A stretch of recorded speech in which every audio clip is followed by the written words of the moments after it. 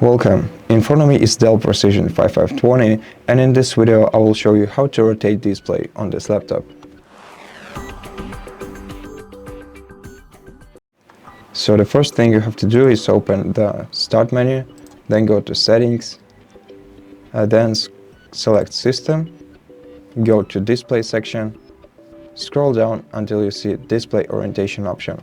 Now you have 4 options to choose from: landscape, portrait, landscape flipped, and portrait flipped. So basically each of them turns your display farther by 19 degrees to the left. So portrait will turn the display to the left, then the landscape will turn the display upside down, and portrait flipped will be like just like portrait, but with the display turned to the right side.